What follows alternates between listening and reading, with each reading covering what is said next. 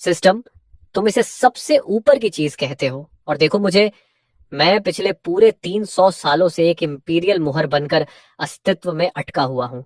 शुरुआत के कई दशकों तक मैंने अपना हर पल इस सिस्टम को कोसने में बिताया, उसे गालियां दी, उसके खिलाफ बड़बड़ाता रहा। लेकिन फिर वो जैसे अचानक गायब ही हो गया और मैं अकेला रह गया अपने लंबे, खत्म न होने वाले अस्तित्व के साथ। मैंने अपनी आंखों के सामने लियंग जैन डायनेस्टी को जन्म लेते, फलते फूलते और फिर धीरे धीरे ढहते देखा। लोग मैंडेट ऑफ हेवन, लंबी उम्र और समृद्धि की बातें करते रहे, लेकिन मेरे लिए ये सब हमेशा बेकार रहा। आखिर इसका मतलब ही क्या है, जब मैं खुद इंसान भी नहीं हूं। महल में लगी उस भयानक आग के दौरान उस शापित डिजिंग ने मुझे दीवारों के पार फेंक दिया। उसने ये स्वीकार नहीं किया कि मैं किसी मरते हुए राज्य की आखिरी मुहर बन जाऊं, इसलिए उसने मुझे ईओ के संस्थापक को सौंप दिया। लेकिन वहां भी मेरा ठिकाना स्थायी नहीं था। जल्द ही एक ताकतवर मंत्री के बेटे ने मुझे अपने कब्जे में ले लिया और मेरे जरिए सत्ता की जंजीरें खड़ी की। और तभी मुझे साफ समझ आ गया कि मेरी किस्मत क्या है। मैं बस एक वस्तु हूं जिसे एक हाथ से दूसरे हाथ, एक इंसान से दूसरे इंसान तक पास किया जाना है। उन जंजीरों का अंत भी कोई आजादी नहीं लाया, बल्कि मैं एक बार फिर मॉडिट के साथ नदी के गहरे तल में डूब गया और 30 साल तक कीचड़ में दबा पड़ा रहा, अंधेरे और सन्नाटे में, जहां समय जैसे थम गया था। फिर एक दिन एक मछुआरे ने मुझे बाहर निकाला, लेकिन उसकी अनजान औरत ने मुझे किसी खजाने की तरह नहीं, बल्कि कपड़े पीटने के पत्थर की तरह इस्तेमाल करना शुरू कर दिया। और पूरे 5 सालों तक जो कभी सत्ता का सर्वोच्च प्रतीक था, वो मैं गांव की औरतों के बीच हंसी का पात्र बना रहा, एक मजाक, एक बेकार चीज।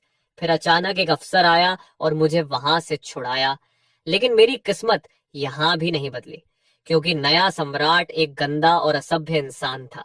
वो मुझे सीने से लगाकर सोता था और उसकी लार बार बार मुझ पर टपकती रहती थी। मेरे लिए ये सबसे बड़ी बेइज्जती थी। उसका उत्तराधिकारी माउडी तो और भी बदतर निकला, लालची, मूर्ख और पूरी तरह अयोग्य।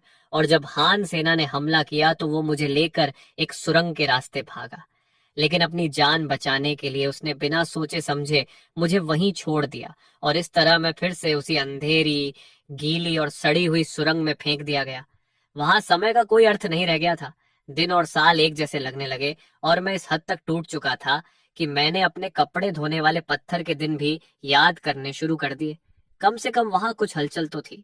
पता नहीं कितना समय बीत गया, जब अचानक अंधेरे को चीरती हुई एक पतली सी रोशनी अंदर आई, और उसी रोशनी के साथ एक दुबली पतली परछाई लुढ़कते हुए मेरी तरफ आई। उसका पूरा शरीर कीचड़ से सना हुआ था, और वो एक आवारा कुत्ते की तरह इधर उधर टटोल रही थी।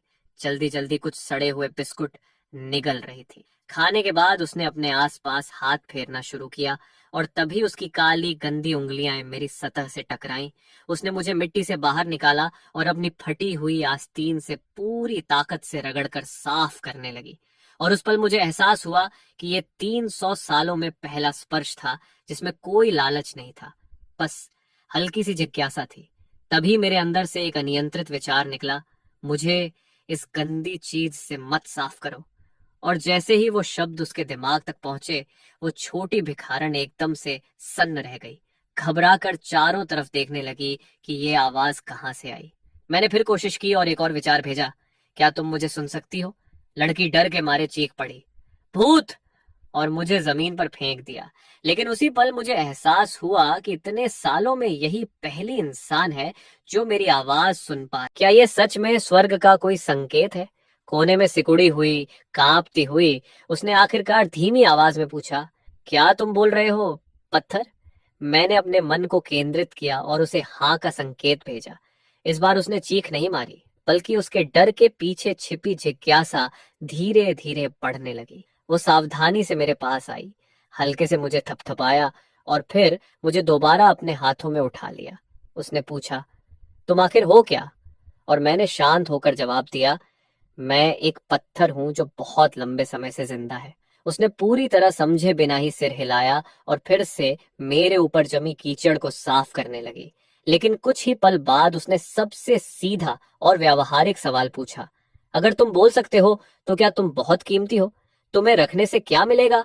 मैंने बिना झिझक जवाब दिया, पूरा साम्राज्य। और ये सुनते ही उसकी सांस जैसे थम गई। लेकिन अगले ही पल उसने जो पूछा उसने मुझे फिर से चुप कर दिया। कितनी बाजरे की रोटियां मिलेंगी? उसके लिए पूरा साम्राज्य मतलब अनगिनत रोटियां था। और उसी पल मेरे अंदर पहली बार एक अजीब सा विचार पैदा हुआ। अब बहुत हो चुका है। मैं थक चुका हूँ महत्वाकांक्षी और खुद को हीरो समझने वाले लोगों के हाथों में खिलौना बनकर। मैं थक चुका हूँ बेवकूफों को इस सिंहासन पर बैठते देख देख कर, जिनमें से बहुत कम लोगों ने सच में कुछ अच्छा किया। तभी जब उस लड़की का हाथ फिर से मुझसे छुआ, तो वो स्पर्श कुछ अलग था। जैसे हजारों सालों को पार करता हुआ सीधे मेरे लिए आया हो। और उसी क्षण मुझे एक झलक दिखी, एक आधुनिक शहर की, जहां उसका चेहरा तैरता हुआ दिखाई दे रहा था। उस एहसास के साथ मैंने उसे एक आकर्षक विचार भेजा। अगर तुम मेरी बात मानो तो बाजरे की रोटियों का पूरा साम्राज्य तुम्हारा होगा, जितना चाहो उतना। और ये सुनते ही उसकी आंखें अचानक चमक उठीं, जैसे अंधेरी रात में जलते हुए दो अंगारे। उसने बिना झिझक कहा, मैं तुम्हें अपने साथ ले जाऊंगी, मैं तुम्हें कभी नहीं छोड़ूंगी। और उसी दिन से उसने मुझे पियर कहना शुरू कर दिया और खुद का नाम अजिन रख लिया। जब मैंने उससे पूछा कि ये नाम क्यों, तो उसने हल्की उलझन के साथ कहा, पता नहीं, बस लगता है ये नाम गर्म है, जैसे बहुत पहले किसी ने मुझे इसी नाम से पुकारा था। और इस तरह हमारी कहानी शुरू हुई। हमारी पहली सीख थी इस खतरनाक राजधानी में जिंदा रहना, जहां लूट, हत्या और हिंसा रोज की बात थी, जहां एक भिखारन किसी भी पल मर सकती थी। मुझे पता था कि वो फिर उसी सुरंग में लौटेगी, इसलिए मैंने अपनी यादों का सहारा लेकर उसे बाहर निकलने का रास्ता खोदने को कहा। और जब हम उस सुरंग से बाहर निकले और दीवारों के बाहर की हवा में सांस ली, तो अजीन वहीं जमीन पर गिर पड़ी। लेकिन उस पल हमने आखिरकार उस मौत के शहर से खुद को आजाद कर लिया। मैंने उससे कहा कि मुझे सूरज की रोशनी में ले चलो। और जब मैंने उसे बेवजह हंसते देखा, तो पहली बार मेरे अंदर भविष्य की एक हल्की सी उम्मीद जागी। उसने पूछा, पियर, हम कहाँ जा रहे हैं? और मैंने उसे दक्षिण की ओर जाने को कहा, क्योंकि उत्तर में युद्ध और भी भयानक होने वाला था और हमें एक ऐसी जगह चाहिए थी जहां हम अपनी ताकत इकट्ठा कर सकें। ऑगिन को ताकत इकट्ठा करना समझ नहीं आया। उसके लिए बस इतना काफी था कि मेरी बात मानने से उसे खाना मिल जाता है। इसलिए उसने मुझे अपनी पीठ पर उठाया और हम एक लंबी थकाऊ यात्रा पर निकल पड़े। इस सफर की कठिनाइयां किसी भी कल्पना से परे थीं। चारों तरफ लाशें पड़ी थीं। लोग भूख से इतने पागल हो चुके थे कि माता पिता अपने ही बच्चों को खाने के लिए बदल रहे थे। कई बार है जिनको सिर्फ शकरकंद चुराने के लिए आधा मार दिया गया। एक बार तो उसे इतना तेज बुखार आया कि वो कई दिन और रात बेहोश रही और बेहोशी में बार बार बड़बड़ाती रही, पियर, मुझे बहुत दर्द हो रहा है। तब मैंने उसे एक विचार भेजा, इस दर्द को याद रखना, ताकि आगे कोई भी तुम्हें इस तरह चोट ना पहुंचा सके। मैं उसके जीने की चाह को महसूस कर सकता था, लेकिन मैं उसे ना एक दाना चावल दे सकता था, न कोई दवा। और जब वो अचानक जैसे चमत्कार से ठीक हुई, तो पहली बार मैंने राहत महसूस की। तब मैंने उससे कहा, तुम अब सिर्फ एक साधारण भिखारन नहीं रह सकती। तुम्हें देखना, समझना और हालात का फायदा उठाना सीखना होगा। और यहीं से मैंने उसे सिखाना शुरू किया। मैंने उसे पढ़ना और कहानियां समझना सिखाया। गीली मिट्टी पर एक टहनी से अक्षर बनाकर, वही कहानियां और चिन्ह लिखकर जो मैंने अपनी लंबी उम्र में अनगिनत बार देखे थे। और वो इतनी तेजी से सीखने लगी जैसे कोई सूखा स्पंज पानी सोखता है।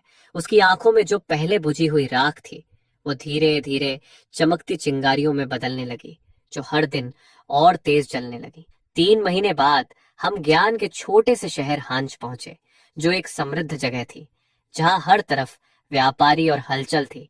और मैंने वहीं रुकने का फैसला किया। मैंने उससे कहा, आज से तुम भिखारन नहीं हो। और उसका नाम बदलकर अनागिन रख दिया। उसने अपना नया नाम दोहराया और उसकी आंखों में एक अजीब सी चमक थी। लेकिन हमारे पास एक भी पैसा नहीं था, इसलिए पहला कदम था पूंजी जुटाना।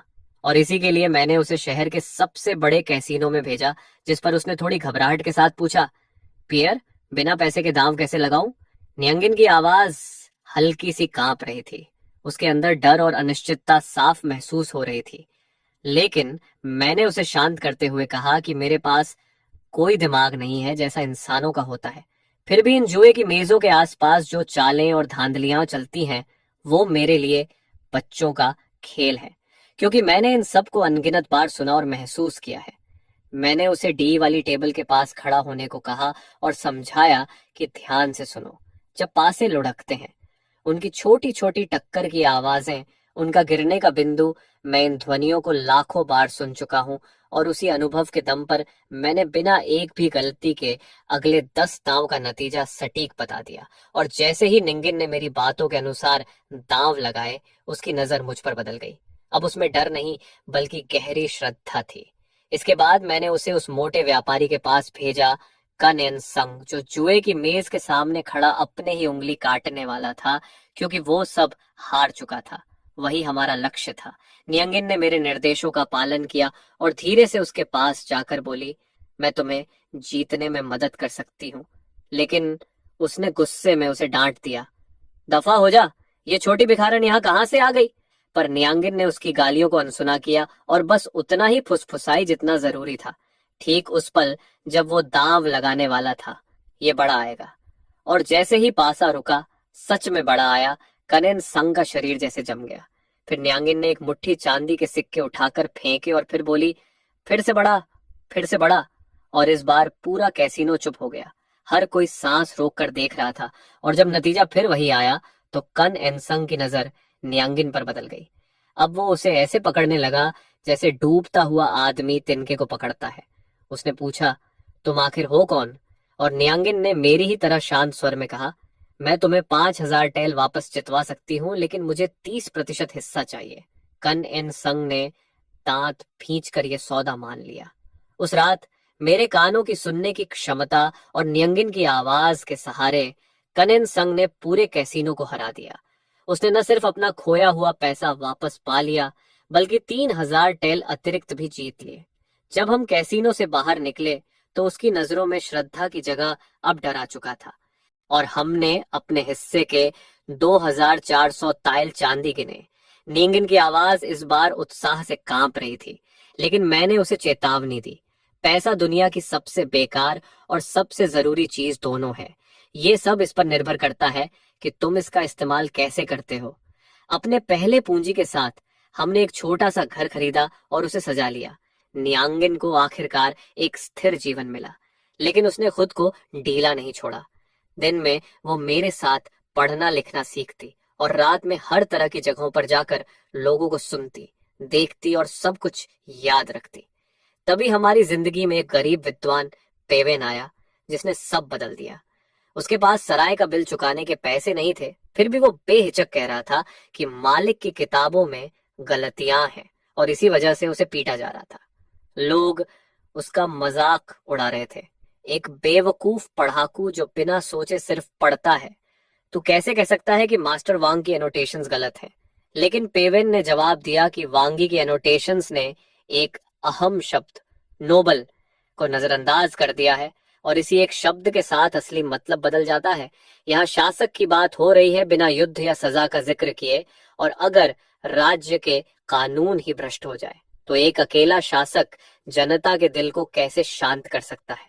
उसकी ये बात सुनकर मैं तुरंत समझ गया कि ये एक असाधारण प्रतिभा है और मैंने नियांगिन को उसे बचाने का आदेश दिया।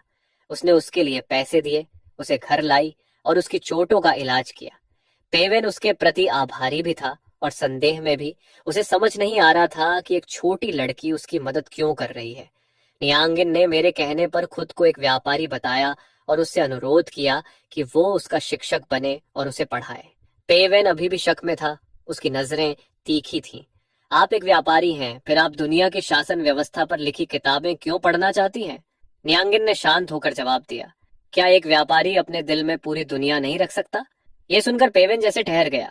उसने गहराई से नियांगिन को देखा और आखिरकार हमारे साथ रहने के लिए मान गया। उसके साथ नियांगिन की पढ़ाई तेजी से आगे बढ़ी और उसकी मदद से मुझे इस राज्य की असली हालत समझ में आई। पूरा राज्य अराजकता में डूबा हुआ था। महल सिर्फ नाम का रह गया था। उत्तर में कौम नाम का किंग ऑफ नॉर्दर्न पैसिफिकेशन और दक्षिण में दोंगजुरान नाम का किंग ऑफ सदर्न पैसिफिकेशन अपनी अपनी सेनाओं के सहारे शासन कर रहे थे। और वंचिंग इनके बीच एक बफर जोन बन चुका था। मैंने तुरंत समझ लिया कि यही हमारा मौका है और मैंने निंगिन से काइन एंड सिंह के व्यापारिक नेटवर्क का इस्तेमाल करके धीरे धीरे अपना खुद का खुफिया जाल बुनवाया। देश भर में घूमने वाले उसके कर्मचारी हमारे आंख और कान बन गए। लेकिन हमारी ये अजीब गतिविधियां आखिरकार काइन एंड सिंह का ध्यान खींचने लगी। वो उतना सीधा नहीं था जितना दिखता था। उसे समझ नहीं आ रहा था कि एक छोटी भिखारन अचानक जुए की देवी कैसे बन गई। इसलिए उसने गुप्त रूप से हम पर नजर रखवाई और आखिरकार उसे पता चल गया कि नियांगिन हर रात एक पत्थर से बात करती है। एक रात वो अपने आदमियों के साथ हमारे घर में जबरदस्ती घुस आया। उसके चेहरे पर एक नकली मुस्कान थी। मिस न्यंगिन, मैं बस कुछ उधार लेने आया हूँ। न्यंगिन का चेहरा डर से सफेद पड़ गया। उसने मुझे सहज ही अपने पीछे छुपा लिया और पे वेन उसके सामने खड़ा हो गया। बॉसकन, आपका मतलब क्या है? करण संग ने सीधे कहा। उस पत्थर को उधार लेने आया हूं जो तुम्हारे हाथ में बोलता है। ये सुनकर पेवन सन्न रह गया और न्यंगिन डर से कांपने लगी।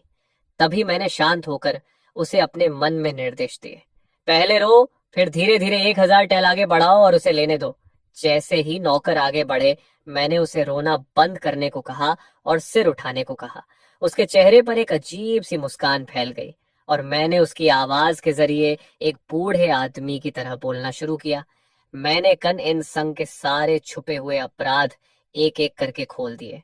कनन संग, 3 साल पहले तुम जनमिंग परिवार के जनवू थे।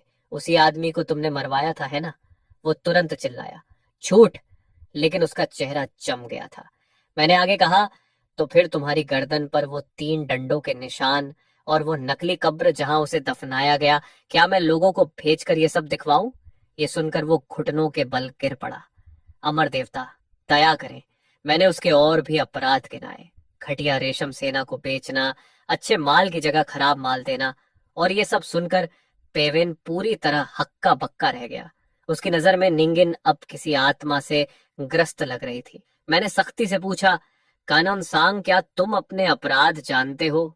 वो कांपते हुए बोला, मैं गलत था, अब कभी हिम्मत नहीं करूंगा।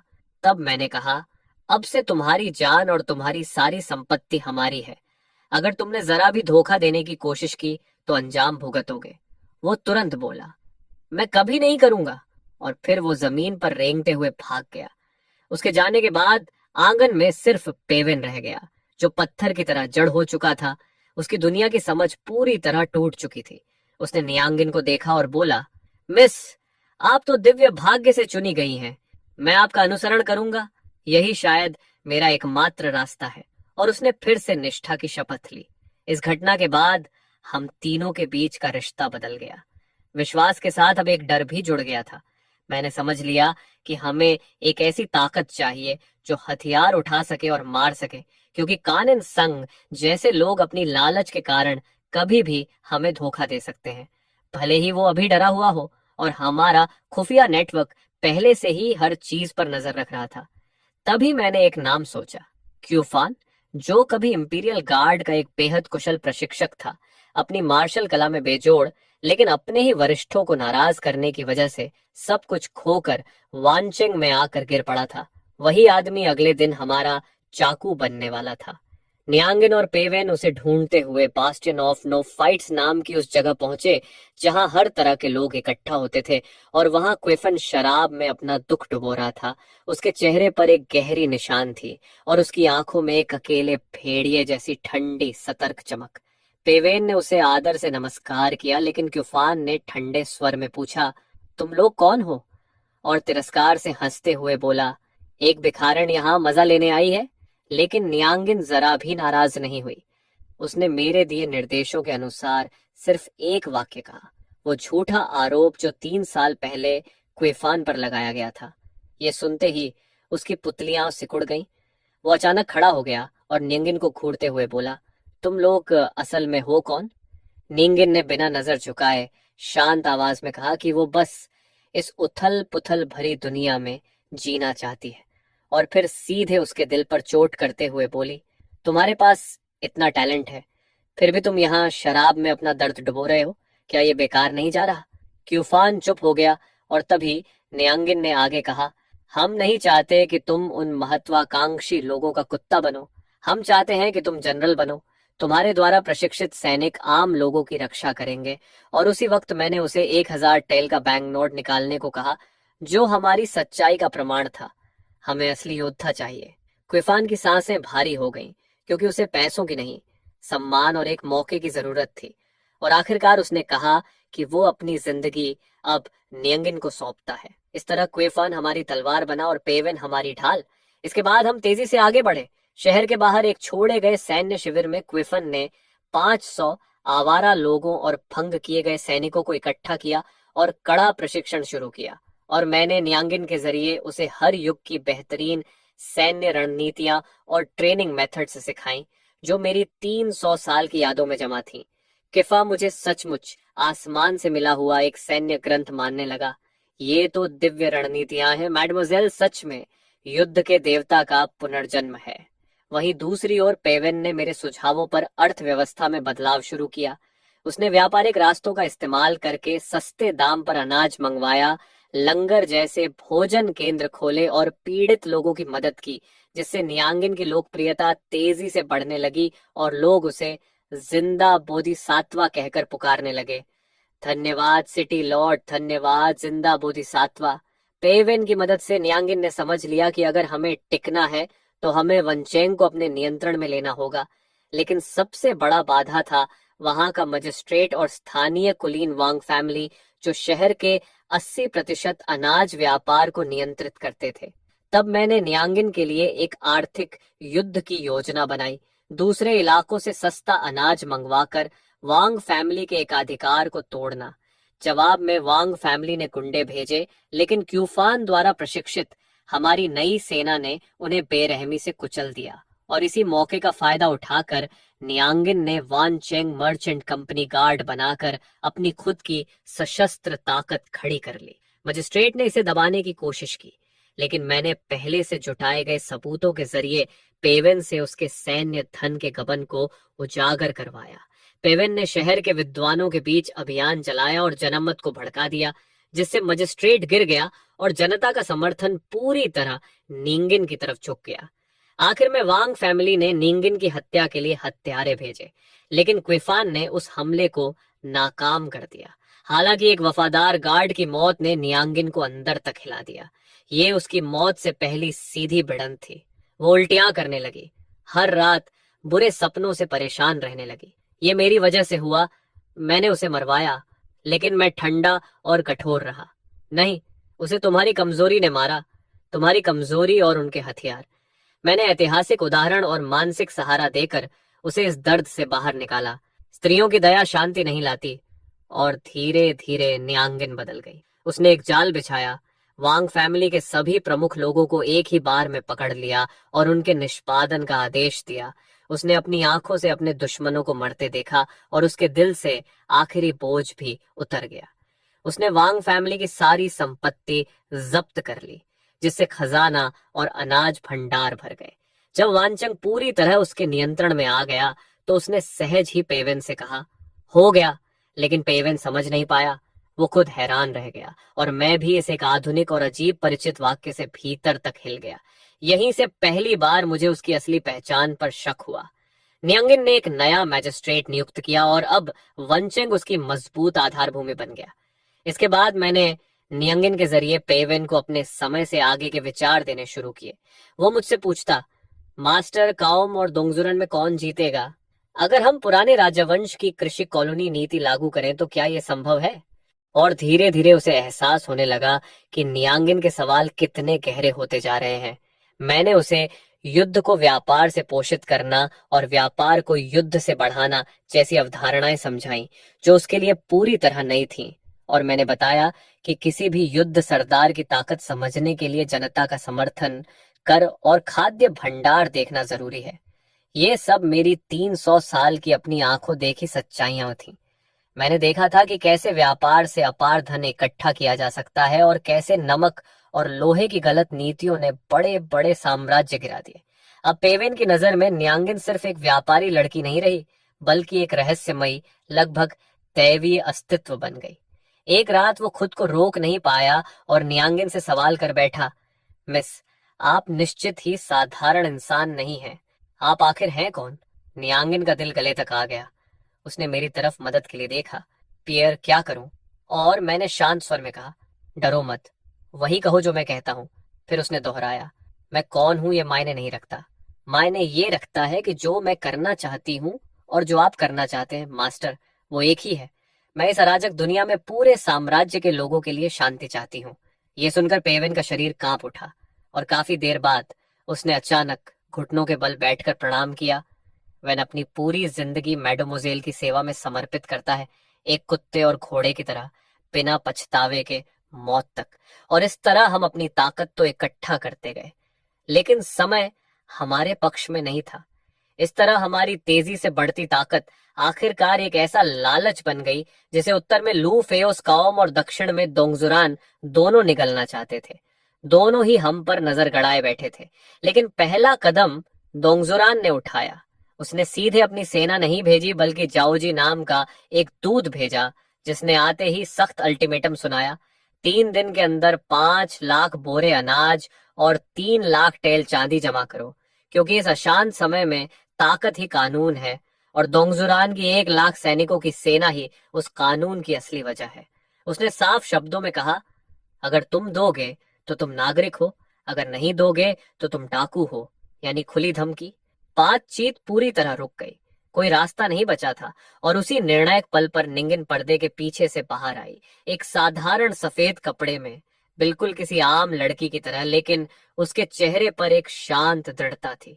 उसने खुद सामने आकर हालात का सामना करने का फैसला किया।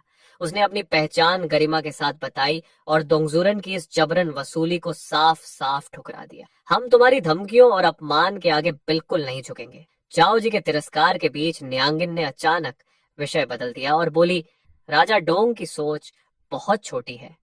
इस एक वाक्य ने जोजी की जिज्ञासा जगा दी। न्यांगिन आगे बढ़ी, नक्शे के सामने खड़ी हुई और उसने सटीक तरीके से डोंगजुरान के उत्तर की ओर अभियान में आने वाली रसद की समस्याओं को दिखाया। फिर उसने नक्शे पर 3 ऐसे बिंदु चिन्हित किए जो पुरानी छोड़ी गई राहों में छिपे हुए थे, और एक साहसी योजना रखी, काउम के पीछे स्थित उसके रसद भंडार पर अचानक हमला। ये सारी जानकारी मेरी 300 साल की सैन्य यादों से आई थी, खासकर शाही महल के सबसे विस्तृत नक्शों से। जाओ जी के चेहरे का तिरस्कार पूरी तरह गायब हो गया और नियंगिन यहीं नहीं रुकी। उसने काउम की सबसे बड़ी कमजोरी, उसका शक करने वाला स्वभाव, को सामने रखा और एक किताब उसे थमा दी, जिसमें काउम के अधीन सभी जनरलों की बेहद सटीक जानकारी थी। इतनी सटीक कि उसमें जनरल जान और काउम के बीच के मतभेद तक दर्ज थे। ये सिर्फ जानकारी नहीं थी, ये मानसिक रूप से दुश्मन को तोड़ने की रणनीति थी। जॉर्जी इसे पढ़ते पढ़ते ठंडे पसीने में भीग गया और पूरी तरह न्यांगिन की काबिलियत से प्रभावित हो गया। उसे लगा जैसे वो इंसान नहीं, बल्कि कोई ऐसा अस्तित्व है जो भविष्य तक देख सकता है। तब न्यांगिन ने प्रस्ताव रखा कि वो इन नक्शों और इस जानकारी को सोने चांदी के ढेर की जगह एक छोटे से उपहार के रूप में दे रही है। ये वैन शहर की तरफ से हमारी श्रद्धा है, कृपया अपनी सुरक्षा हमें दें। चाओ जी ने गंभीर होकर कहा, मिस, आप बहुत प्रतिभाशाली हैं। मुझे तुरंत लौटकर राजकुमार को रिपोर्ट करनी होगी। और उसके जाने के बाद पेवेन तुरंत चिंतित हो उठा। मिस, ये तो शेर को पालने जैसा है, जब डोंगजुरान विद्रोहियों को हरा देगा तो वो हमें भी निगल जाएगा। लेकिन मैंने स्पष्ट कहा कि कमजोरी सबसे बड़ा पाप है। चुप बैठकर अंत का इंतजार करने से बेहतर है सब कुछ दांव पर लगाकर डोंगजुरान की लालच और विद्रोहियों के घमंड का फायदा उठाना। जैसे ही ये दोनों ताकतें आपस में भिड़ेंगी, हमें सांस लेने का मौका मिलेगा। तब हम क्या बनेंगे, ड्रैगन या सांप, ये हमारे भाग्य पर निर्भर करेगा। पीछे हटने का कोई रास्ता नहीं था, इसलिए हमने खून से अपना रास्ता बनाने का फैसला किया। उस रात न्यांगिन सो नहीं पाई। उसने मुझे अपने पास रखा और धीमी आवाज में पूछा, क्या हम सच में जीत सकते हैं पियरे? मुझे डर लग रहा है, सब कुछ इसी दांव पर है। उसका डर मेरे अंदर भी उतर गया। मुझे लियंग के उस सम्राट की याद आ गई जिसने अपने राज्य की नींव रखने से पहले यही जोखिम उठाया था। मैंने जीत के बारे में कुछ नहीं कहा, बस उसके मन में एक मजबूत विचार डाला, किस्मत का इंतजार मत करो, ये उसे खुद बनाओ। उसका शरीर हल्का कांप उठा। उसने मुझे अपने माथे से लगा लिया। उस ठंडे स्पर्श ने उसे एक अजीब ताकत दी। उसकी आखिरी कमजोरी भी टूट गई और उसी पल मुझे महसूस हुआ कि एक तूफान पूरी दुनिया को निगलने वाला है और उसकी शुरुआत हमसे ही होगी। 3 दिन बाद दोंगजुरान ने 100 लोगों का एक दल भेजा, जिसका नेतृत्व कोई जनरल नहीं बल्कि वियो नाम की एक महिला कर रही थी। वो दूतों की रक्षक थी। उसकी सबसे तेज धार, और भले ही वो मदद के नाम पर आई थी, असल में वो हमारे पास रखी गई एक जहरीली कांटे जैसी थी। उसकी नजर ठंडी और चुभने वाली थी, जैसे किसी गहरे अंतहीन कुएं की तरह, और पहली मुलाकात में ही उसने नियांगिन पर भारी दबाव डाल दिया। लेकिन मेरे निर्देशों के अनुसार नियांगिन ने खुद को मासूम और थोड़ी झिझक वाली लड़की की तरह दिखाया, और सारी काबिलियत का श्रेय एक ऐसे पुराने ग्रंथ को दे दिया जो असल में मौजूद ही नहीं था। अगले कुछ दिनों में वियो बार बार नियांगिन से बात करती रही। सुना है आपने कैसीनो में सबको चौंका दिया।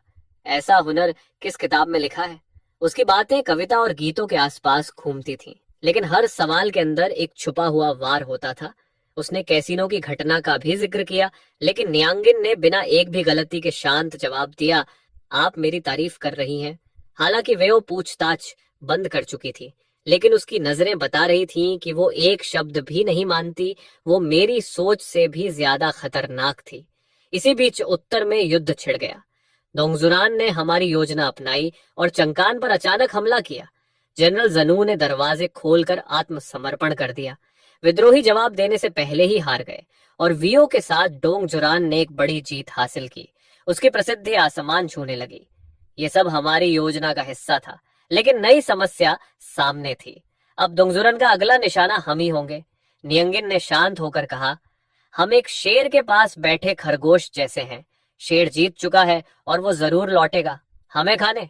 पेवेन की चिंता के सामने नियंगिन ने हर शब्द सोच समझकर कहा, खरगोश तभी बचेगा जब वो एक रात में खुद शेर बन जाए। मैंने तुरंत क्विफन को तैयारी का आदेश दिया। वन के 500 गार्ड अब बदल चुके थे, लेकिन उनमें अभी एक चीज की कमी थी, खून का अनुभव। तभी किस्मत से लगभग 1000 विद्रोही सैनिक वान के पास हार कर भागते हुए आए, जो हमारे लिए अभ्यास का मौका बन गए। पेवेन ने लड़ने की अनुमति मांगी, लेकिन उसने खुद ही मना भी किया। अभी अपनी ताकत दिखाना और वियो को जवाब देना खतरनाक हो सकता था, लेकिन अपने इलाके की रक्षा करना जरूरी था। और उसी पल निंगिन के अंदर पहली बार अपने क्षेत्र के प्रति जिम्मेदारी जागी। उसने कुइफान को आदेश दिया कि घेराबंदी की रणनीति अपनाए। पहले लुटेरों को उस गांव को घेरने दो जिसे हम पहले ही मजबूत कर चुके थे, और 2 दिन की घेराबंदी के बाद जब वे थककर कमजोर हो जाए तब हमला करो। ठीक ऐसा ही हुआ। 2 दिन बाद जब लुटेरे थके और भूखे हो चुके थे, तभी क्विफन के नेतृत्व में वन के 500 गार्ड भूतों की तरह उनके पीछे प्रकट हुए और अचानक हमला कर दिया। और फिर जो हुआ वो एक कत्लेआम था। वान के गार्ड्स 3 शक्तियों की फॉर्मेशन में खड़े होकर इतनी आसानी से दुश्मन की लाइनों को तोड़ देते हैं कि देखने वाले हैरान रह जाएं। 50 से भी कम लॉसेस के साथ वे आधे से ज्यादा लुटेरों को खत्म कर देते हैं। इस बैटल के बाद माहौल पूरी तरह बदल जाता है और शहर के लोग खुद आगे बढ़कर जीतने वाली सेना का स्वागत करते हैं। अब हमारे पास सिर्फ एक आर्मी नहीं बल्कि लोगों का पूरा सपोर्ट भी होता है। वियो एक टी हाउस में बैठकर ये सब कुछ देख रही होती है, और उसके हमेशा बर्फ जैसे ठंडे चेहरे पर पहली बार एक गहरी सीरियस एक्सप्रेशन दिखती है।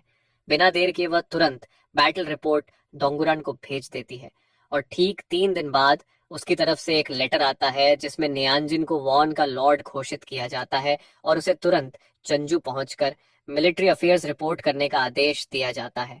पीवन और सिफन ये समझ जाते हैं कि ये असल में एक डेथ ऑर्डर है, इसलिए वे नियांजो को रोकने की कोशिश करते हैं। मिस, आप वहां नहीं जा सकती, आप जरूर मर जाएंगी। यहाँ तक कि सीफान गुस्से में ये भी कह देता है कि डोंगुरान के खिलाफ सीधा लड़ना चाहिए, लेकिन नियांजो पूरी शांति के साथ उस बॉक्स को ठुकरा देती है और मुझसे सच्चाई पूछती है। तब मैं उसे समझाता हूँ कि यही हमारा एकमात्र मौका है उसके कंट्रोल से आजाद होने का, और मैं उसे यकीन दिलाता हूँ कि अगर वह मेरी बात मानेगी तो वह सुरक्षित वापस आएगी। इस वादे से उसका आत्मविश्वास तुरंत लौट आता है और नियांजो ने एक अटल फैसला लेता है कि वह जंगजू जरूर जाएगा। सिर्फ जाने के लिए नहीं, बल्कि इस तरह जाएगा कि डोंगजुरान खुद उसे वापस छोड़ने पर मजबूर हो। जेंगजू जाने वाली काररीज में मैं नियांजुन को डोंगुरान की कमजोरियां विस्तार से समझाता हूँ कि वह स्वभाव से बेहद शक करने वाला और बहुत घमंडी इंसान है। और फिर मैं उसके लिए एक बहुत ही बारीक और सटीक प्लान बनाता हूँ।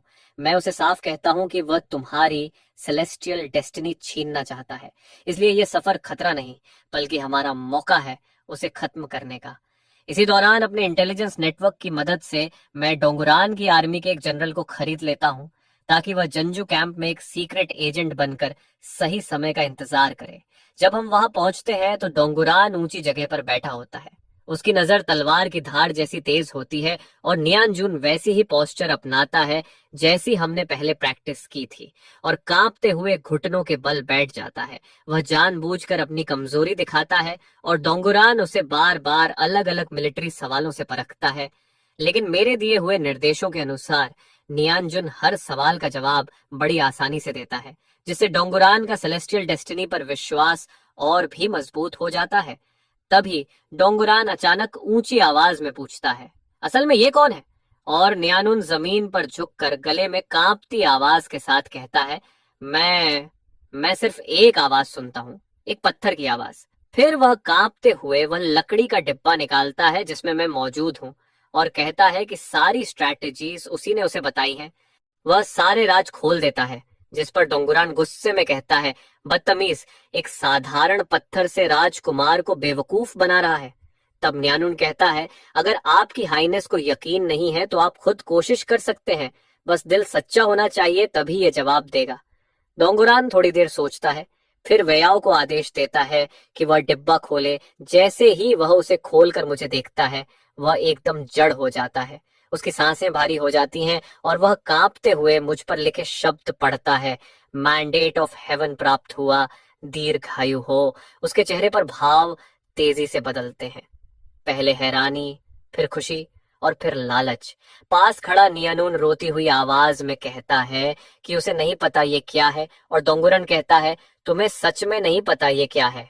वह तुरंत दया की भीख मांगता है और अब सारी उलझनें साफ हो जाती हैं, क्योंकि एक ऐसी लड़की जो इंपीरियल रिलिक से बात कर सकती है, वही तो सेलेस्टियल डेस्टिनी का संकेत होती है। डोंगुरान की नजर नियांजुन पर पूरी तरह बदल जाती है और वह पूछता है, अगर मैं डोंगुरान हूं तो क्या मैं एम्पायर पर राज कर सकता हूं? मैं जानबूझकर उसे कोई जवाब नहीं देता, जिससे वह बहुत निराश हो जाता है और पूछता है, ये बोल क्यों नहीं रहा? तब नियंजुन कहता है, ये सिर्फ उन्हीं से बात करता है जिनका दिल सच्चा होता है। डॉनगुरान को अचानक समझ आता है कि बात उसकी सिंसेरिटी की नहीं बल्कि ये रिलिक सिर्फ इस लड़की को पहचानता है, और तभी उसके दिमाग में एक परफेक्ट प्लान बनता है। वह कहता है, आज से मैं तुम्हें अपनी बेटी मानता हूँ और तुम्हें प्रिंसेस ऑफ सेलेस्टियल डेस्टिनी का टाइटल देता हूँ। असल में वह उसे अपने पास कैद रखकर एक पर्सनल टूल बनाना चाहता है, लेकिन ये सब पहले से ही मेरी योजना का हिस्सा होता है। नियानुन दिखावा करता है कि वह बहुत सम्मानित और कृतज्ञ है, और यहीं से असली खेल शुरू होता है। बैंकेट के दौरान डोंगुरन मुस्कुराते हुए पूछता है, मेरी बेटी बताओ, हमें वेस्ट चू से कैसे निपटना चाहिए? और नियांजुन आंखें बंद करके मेरा तैयार किया हुआ जवाब देता है, उत्तर की तरफ अभियान रोक दीजिए और पहले सेंट्रल चू को जीतकर इंपीरियल डेस्टिनी पूरी कीजिए। ये सुनकर दुंगुरान की आंखें चमक उठती हैं और उसके जनरल्स के चेहरों पर लालच और सम्मान मिला जुला दिखता है। लगातार 3 दिनों तक मैं नियांजुन के जरिए पुरानी डायनास्टीज की सारी गहरी नॉलेज डोंगोरन को देता हूँ, और वह पूरी तरह उससे प्रभावित होकर उस पर अपना शक लगभग खत्म कर देता है। वह नियंजुन को बस एक बोलने वाला माध्यम समझने लगता है, और यही वह सही समय होता है जिसका मुझे इंतजार था। चौथी रात डोंगजुरन अपने गार्ड्स को हटा देता है और नियंजुन को अकेले बुलाकर सबसे अहम सवाल पूछता है, क्या मैं डोंगजुरन सच में सन ऑफ हेवन बनने के लिए डेस्टिन्ड हूँ? न्यून आंखें बंद करता है, कुछ देर सुनने का नाटक करता है और फिर आंखें खोलकर खाली नजरों से कहता है, तुम में महानता है लेकिन तुम्हारे पाप बहुत भारी हैं और हेवनली विल तुमसे दूर हो चुकी है। फिर मैं उसके सारे पाप एक एक करके गिनवाता हूँ, जैसे कैदियों की बेरहमी से हत्या और शाही कब्रों की लूट। ये सुनकर वह अंदर से टूट जाता है, जमीन पर गिर पड़ता है और उसका चेहरा पूरी तरह सफेद पड़ जाता है। उसकी मानसिक दीवारें पूरी तरह टूट जाती हैं और वह गिड़गिड़ाकर मुझसे मुक्ति का रास्ता पूछता है। तब मैं उसे बताता हूँ, आज रात अकेले एस्ट्रोनॉमिकल टेरेस पर जाओ और हेवनली फायर का इंतजार करो जो तुम्हारे पापों को जला देगा।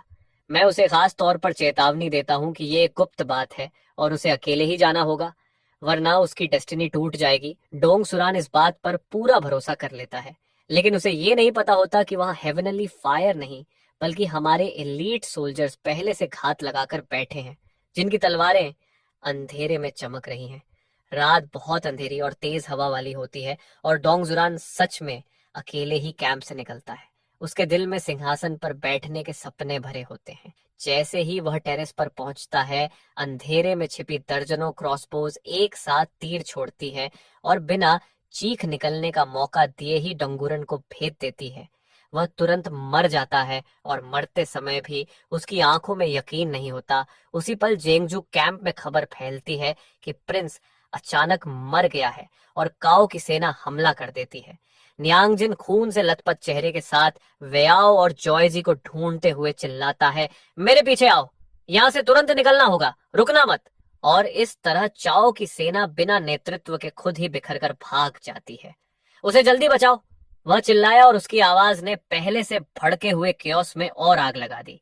तभी तुरंत बाद सिफान अपनी एस्कॉर्ट के साथ डोंगुरान की लाश लेकर कैंप के दरवाजे पर दिखाई दिया और जोर से घोषणा की, प्रिंस की हत्या हो गई है, प्रिंसेस का साथ दो, प्रिंस का बदला लो।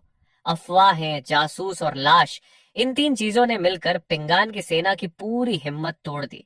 आखिरकार जाओजी के सही समय पर किए गए एनालिसिस के बाद पिग्नन की 1 लाख सैनिकों की सेना ने सिर झुकाकर सिर्फ 14 साल की प्रिंसेस नियंजांगिन के प्रति वफादारी की शपथ ले ली, जो स्वर्ग द्वारा चुनी गई थी।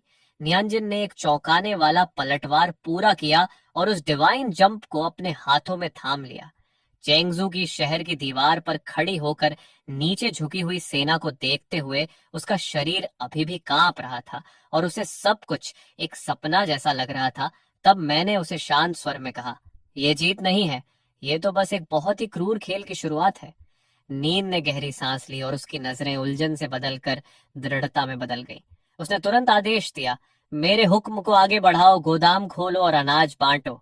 लेकिन डोंगजुरन द्वारा छोड़ा गया ब्यूरोक्रेटिक सिस्टम तुरंत एक बड़ी रुकावट बन गया, और पुराने मंत्री गेंगे के नेतृत्व में महल के सामने घुटनों पर बैठ गए और बोले, प्रिंसेस, कृपया सोचिए, अनाज ही सेना और राज्य की नींव है। अगर इसे ऐसे बांट दिया तो अगर काओमेन हमला करेगा तो हम कैसे बचेंगे? न्यानजिंगिन थोड़ी हिल गई और उसने मुझसे सलाह मांगी। मैंने साफ कहा, सिर्फ एक बात सही है, जो सबसे ज्यादा लोगों को बचा सके वही सही है। अनाज दिखाने के लिए नहीं, बल्कि इस्तेमाल करने के लिए होता है। फसल आने पर अनाज का कर्ज वापस लिया जाएगा, और जो काम नहीं कर सकते वे मेहनत करके सहायता पाएंगे। इस फैसले ने न सिर्फ लोगों को शांत किया, बल्कि कई शरणार्थियों को कामगार में बदल दिया। एक ही कदम में 3 फायदे हुए। महल के सामने घुटने टेक कर बैठे पुराने मंत्री सन्न रह गए, और गेंगे को एहसास हुआ कि उसने इस लड़की को कम आंका था। डोंगजुरन की मौत के बाद जनता की जयकार ने हर विरोध की आवाज को दबा दिया, और सभी बिना हिचकिचाहट के नियंजंगिन की तरफ मुड़ गए। उसी समय मेरे इंटेलिजेंस नेटवर्क ने यह पता लगाया कि गेनगे का गेनान के सबसे बड़े क्लैन ला फैमिली से गहरा संबंध है, और वह देखना चाहता था कि मैं जो खरगोश हूँ उसके पास सच में दांत हैं या नहीं। मैंने ठंडे स्वर में कहा, शेर के दांत दुश्मन का गला चीरने के लिए होते हैं, वार सीधा मौत तक होना चाहिए। 3 दिन बाद सिफन के एस्कॉर्ट में जा रहा अनाज का काफिला पहाड़ी डाकुओं द्वारा हमला कर दिया गया। अनाज जला दिया गया और गार्ड्स को भारी नुकसान हुआ। यह सीधी युद्ध की घोषणा थी। सब जानते थे कि इसके पीछे गेनगे और बड़े परिवारों का हाथ है, लेकिन फिर भी गेनगे ने पाखंडी अंदाज में कहा, मुझे 3000 सैनिक दीजिए, मैं उन डाकुओं को पकड़कर प्रिंसेस के सामने पेश करूंगा। असल में वह मौका देखकर मिलिट्री पावर अपने हाथ में लेना चाहता था। ये एक मुश्किल स्थिति थी। मान लेने पर सेना की ताकत खोनी पड़ती, और मना करने पर जवाबदेही नहीं रहती। सब नियंजंगिन के फैसले का इंतजार कर रहे थे। तभी नीन ने खुद सिफन को उठाया, जो माफी मांगते हुए झुका था, और ठंडी आवाज में कहा, मैं अपने भाइयों के खून का 100 गुना बदला लूंगी। उसकी नजरें बर्फ की धार जैसी तेज थीं। उसने गेंगे की तरफ देखते हुए आदेश दिया, पूरे शहर में कर्फ्यू लगाओ, 3 दिन में मैं उस दोषी को यहाँ घुटनों पर देखना चाहती हूँ। गेंगे बोला, प्रिंसेस, ये नामुमकिन है, बिना सबूत के आप लोगों के दिल ठंडे कर देंगी। नीन ने बिना झिझक जवाब दिया, मैं ही सबूत हूँ और खेत भी सबूत है। अगले 3 दिनों तक जोंगजू पूरी तरह अलर्ट पर रहा। हर सांस में डर था। वेयाओ का एम्ब्रॉयडरी ब्यूरो काली लहर की तरह पूरे शहर में फैल गया और हर कोने में अफवाहें घूमने लगी। इन 3 दिनों में नियंजंगिन खुद को कमरे में बंद रखती है और मैं उसे इतिहास की कहानियां सुनाता हूँ। कैसे पहले एम्परर ने 40,000 सैनिकों को जिंदा दफना दिया था और कैसे एम्परर गोंगो ने 10 साल में सभी वॉरलॉर्ड्स को खत्म कर दिया था, ताकि वह समझ सके कि सत्ता कितनी निर्दयी होती है। आखिरकार जानकारी मिलती है कि सच में ला फैमिली के निजी सैनिकों ने काफिले पर हमला किया था और गेंग्यू भी इसमें शामिल था। उसने हथियारों की जानकारी भी दी थी, लेकिन नींद कहती है सिर्फ कबूलनामे काफी नहीं, मुझे ऐसा सबूत चाहिए जो सबको चुप करा दे। इसलिए उसने वियो को एक नाटक करने को कहा। चौथे दिन सुबह अलार्म बजता है। गेनवे, जो अपनी नई पत्नी के साथ कूप की बात कर रहा होता है, अचानक सुनता है कि ला फैमिली का पूरा सफाया हो गया। उसे तुरंत समझ आता है कि वह जाल में फंस चुका है, लेकिन कुछ करने से पहले ही वेयो ने उसके मैंशन को घेर लिया और उस पर आरोप लगा दिया कि उसने ला फैमिली के साथ मिलकर हत्या की और गवाहों को खत्म किया। वियो ने नकली सीक्रेट लेटर्स और गेंगवे के घर से जब्त भारी खजाना भी पेश किया, जिससे आरोप और मजबूत हो गया। शुई के मेडिकल ऑफिस में सबूत पुख्ता किए गए और किफान सिटी गार्ड्स के साथ मिलकर गेंगे और उसके लोगों को जल्दी खत्म कर दिया गया। उनकी कटी हुई सिर शहर की दीवारों पर टांग दिए गए। इस खून से भरी रात ने पूरे जंजो प्रांत को दहला दिया। बड़े बड़े कुल चुप हो गए, जैसे सर्दी में झिंगुर। आर्मी के सैनिकों में भी बगावत की कोई हिम्मत नहीं बची। नींद ने गेंग्यू के खून से साबित कर दिया कि यह खरगोश सिर्फ दांत नहीं रखता, बल्कि निगल भी सकता है। फिर उसने मुझसे धीरे से पूछा, क्या मैं डरावनी हूं? मैंने कहा, जब एम्परर या किसान सही काम करते हैं तो क्या वे सोचते हैं कि वे डरावने हैं? जिस दिन तुमने यह जगह ली, उसी दिन से तुम आम लोगों की नैतिकता से फैसले नहीं कर सकती। एक छोटी सी कमजोरी भी बड़े विनाश का कारण बन सकती है। और मैंने उसके सामने इतिहास की उन सभी त्रासदियों को रखा जो दया के कारण हुई थी, ताकि वह समझ सके कि निर्दयी ठंडा दिमाग जरूरी है। उत्तर के बारबेरियन यह सब सुनकर तुरंत हमला नहीं करते, बल्कि अपने सबसे खतरनाक स्ट्रेटेजिस्ट जिनकीन को भेजते हैं। मैं उसे पहचानता हूँ। इंपीरियल एग्जाम का टॉपर, बेहद बोलने में माहिर और खतरनाक दुश्मन शिनकीन बुरी नीयत से आता है। उसका मकसद युद्ध नहीं बल्कि मनोबल तोड़ना है। वह हेवनली मैंडेट वाली प्रिंसेस के मिथ को तोड़ना चाहता है और राजा की राह को चुनौती देता है। यही वह कमजोरी है जिसे हम इस्तेमाल कर सकते हैं। वह कहता है, हेवन का मैंडेट आखिर है क्या? तुम्हारे राज करने का कोई वैध अधिकार नहीं है। मास्टर, तुम सिर्फ बड़ी बड़ी बातें करते हो। तो मुझे बताइए, इंसान होना आखिर क्या होता है? नींद ने सीधा जवाब देने के बजाय उल्टा सवाल किया और फिर लगातार तुलना करते हुए उसने वह कड़वी सच्चाई सामने रख दी कि पुराने सिस्टम में गुलामों को इंसान ही नहीं माना जाता था, और यही वो चीजें थीं जिन्हें तुम मोरल रूल्स कहते हो। जबकि असल में यह पूरा व्यवस्था अनगिनत लोगों के खून और आंसुओं पर खड़ी थी। ऐसे ऑर्डर को मानने से बेहतर है उसे खत्म कर देना। उसकी ये बात जो दिल की गहराई से निकली थी, मुझे फिर से उसकी असली पहचान को लेकर उलझन में डाल देती है। उसकी बातें सीधे एक्जिंग के दिल में उतर जाती हैं, क्योंकि वह उम्मीद कर रहा था कि उसे सिर्फ बहस या चालाकी भरे शब्द सुनने को मिलेंगे, लेकिन उसे राजा के मार्ग पर इतनी गहरी समझ सुनने को मिली। शिन काफी देर तक चुप खड़ा रहता है और फिर सच्चे मन से झुककर नियानजंगिन को प्रणाम करता है और कहता है, आपके शिष्य ने आपका ज्ञान स्वीकार कर लिया। उसी रात के बैंक्वेट में नियानजंगिन ऐसे ही कैजुअली गो फानियो का जिक्र करती है, जो बारबेरियन लीडर का सबसे भरोसेमंद स्ट्रैटेजिस्ट है, और वह साफ तौर पर दिखाती है कि एक्सिंगिंग और गोफैनशियो के बीच सोच का अंतर है। एक राजा के मार्ग पर चलता है और दूसरा हेगेमोन के रास्ते पर। वह कहती है कि गोफैनशियो की काबिलियत मास्टर एक्सन से कम नहीं है, लेकिन उसका रास्ता तेज परिणाम पाने का है, जो शायद उत्तर के लोगों के लिए आशीर्वाद नहीं होगा। उसकी ये बातें जहर भरे सांप की तरह चिन किंग के दिल में उतर जाती हैं, क्योंकि यही उसकी सबसे बड़ी चिंता थी। वह बस अपना प्याला उठाकर चुप रहता है। नियानजंगिन समझ जाती है कि समय आ गया है, इसलिए वह ज्यादा जोर नहीं देती और उसे कांच, उत्तरी इलाके में भेजे जाने वाला पेपर, घोड़े और फाइन पोर्सलिन जैसे उपहार देती है।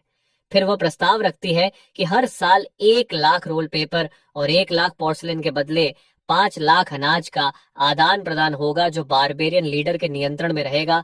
इतना बड़ा फायदा था कि चिन मना नहीं कर पाता, और वह यह भी सुझाव देती है कि इस लाभ का कुछ हिस्सा पश्चिम के कियांग को शांत करने में लगाया जाए।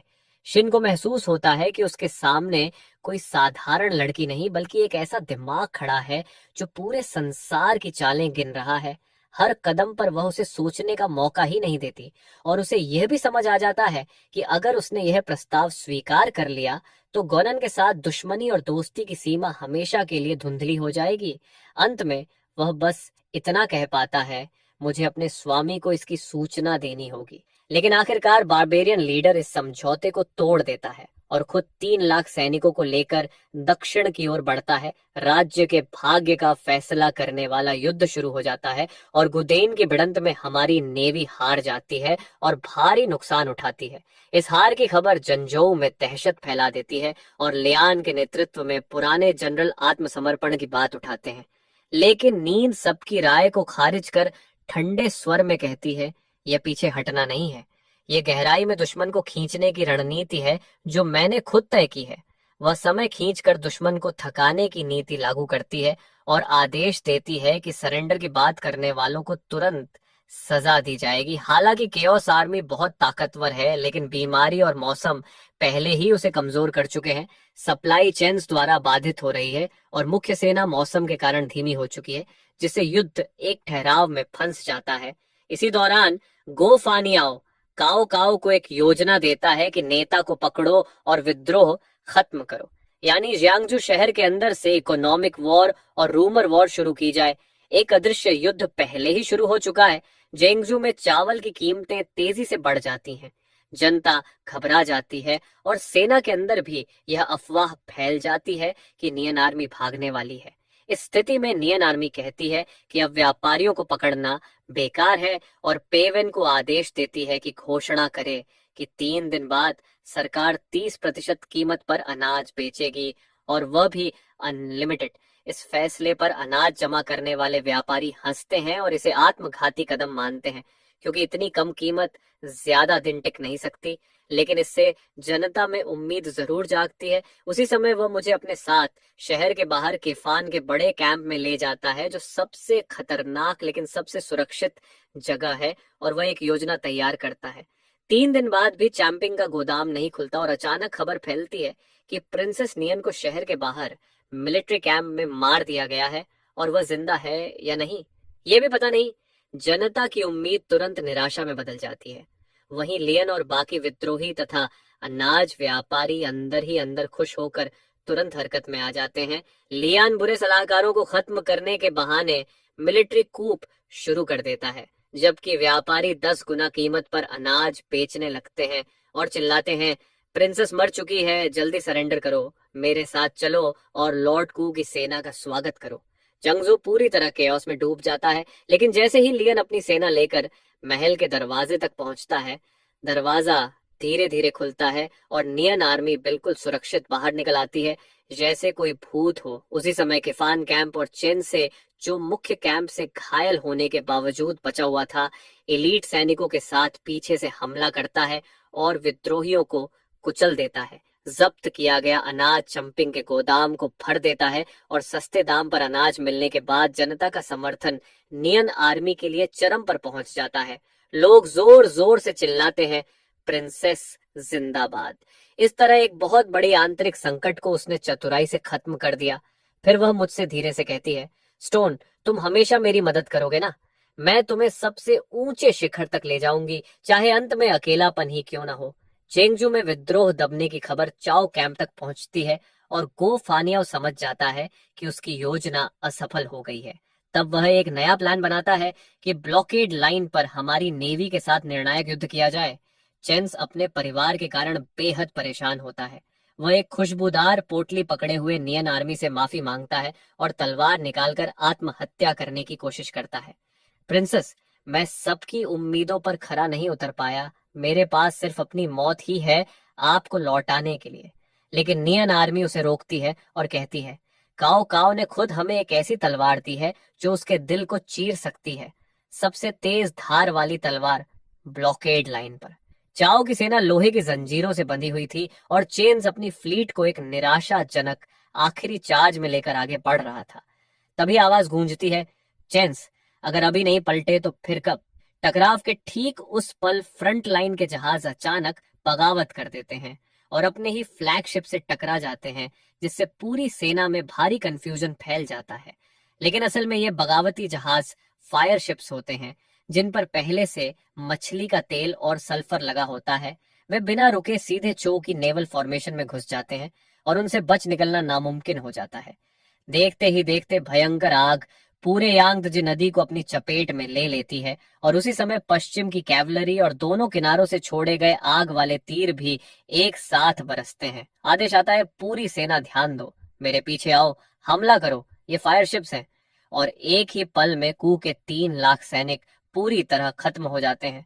काओ काओ किसी तरह जान बचाकर उत्तर किनारे की ओर भागता है। यह ब्लॉकेड की एक बड़ी जीत होती है और नियन आर्मी का नाम पूरी दुनिया में गूंज उठता है। जंगजू शहर में जबरदस्त हलचल मच जाती है। लोग सड़कों पर उमड़ पड़ते हैं, हर तरफ जश्न और जयकार होती है। लेकिन इसी बीच नियन आर्मी खुद को अपने कमरे में बंद कर लेती है और एक स्पिरिट टैबलेट निकालती है, जिस पर शेंस की मां, पत्नी और बच्चों के नाम खुदे होते हैं। सच ये था कि शेंस के रवाना होने से पहले ही वियो ने उसके परिवार को बचा लिया था, लेकिन इस योजना को असली दिखाने के लिए यह बात चेन्स से छुपाई गई थी। परिवार पहले ही सुरक्षित था, लेकिन अगर उसे बता दिया जाता तो पूरा स्ट्रैटेजियम विश्वसनीय नहीं लगता। तब वह मुझसे पूछती है, स्टोन, एक जनरल की सबसे कीमती चीज का इस्तेमाल करके जीत हासिल करना और उन एम्परर्स में क्या फर्क है जिनसे मैं नफरत करती हूँ? मैं उसे कोई बड़े सिद्धांत नहीं सुनाता, बल्कि 300 साल पहले की एक कहानी सुनाता हूँ, जिसमें एक महान जनरल ने दुश्मन को धोखा देने के लिए अपने ही बेटे को अपने हाथों से मार दिया था। फिर मैं उसे कहता हूँ कि एम्परर का रास्ता एक अकेला रास्ता होता है, जिसमें इंसानियत तक को त्यागना पड़ता है और उसे यह सब सहना होगा, क्योंकि उसने जो चुना है वह दुनिया के लाखों लोगों की किस्मत तय करता है। नियन आर्मी काफी देर तक चुप रहती है और फिर अपनी आंखों के कोनों से आंसू पोंछती है। उसकी नजरों में फिर से एक शासक जैसी शांति लौट आती है और उसका मन फिर मजबूत हो जाता है। ब्लॉकेड की इस भयानक हार से कू की ताकत काफी कमजोर हो जाती है और उत्तर के सरदार और पश्चिम की ताकतें इस मौके का फायदा उठाती हैं। दुनिया अब 3 ताकतों में बंटने लगती है। उत्तर का काओमा, ग्योनन की नियान आर्मी और पश्चिम का लिएसंग, एक तरह का 3 भागों वाला संतुलन बनने लगता है। इस शांति के समय में नियंजंगिन गिगनन में बड़े पैमाने पर रिफॉर्म्स शुरू करती है। वह एकेडमीज बनवाती है, पेपर मेकिंग और प्रिंटिंग को बढ़ावा देती है, ताकि ज्ञान सिर्फ अमीरों तक सीमित न रहे। फिर वह एक और बड़ा आदेश जारी करती है, सभी गुलामों को आजाद किया जाता है और इंसानों की खरीद फरोख्त पर रोक लगा दी जाती है। हे भगवान, धन्यवाद। यह फैसला सीधे बड़े घरानों के हितों को चोट पहुंचाता है और भारी विरोध पैदा करता है। कई बड़े विद्वान और प्रभावशाली लोग उसके खिलाफ बोलने लगते हैं कि यह परंपराओं के खिलाफ है और इससे देश का पतन होगा। इसी बीच वीईओ का इंटेलिजेंस नेटवर्क दक्षिण समुद्र के पार के व्यापारियों से जानकारी लाता है कि वहां काले न डूबने वाले जहाज और लोहे की नलियां हैं जो आग और गर्जना उगलती हैं। यह सुनकर मेरा दिल भारी हो जाता है और भविष्य को लेकर चिंता बढ़ जाती है। इतनी भारी जनमत के दबाव के सामने कुछ लोग उसे समझाने की कोशिश करते हैं, मिस, पूरे देश की ताकतों को नाराज करना समझदारी नहीं है। लेकिन वह दृढ़ता से कहती है, मैं सिर्फ ऐसा शासक बनना चाहती हूँ जो ज्यादा से ज्यादा लोगों को इंसान की तरह जीने दे। पुराने नियमों को मैं खुद बदलूंगी।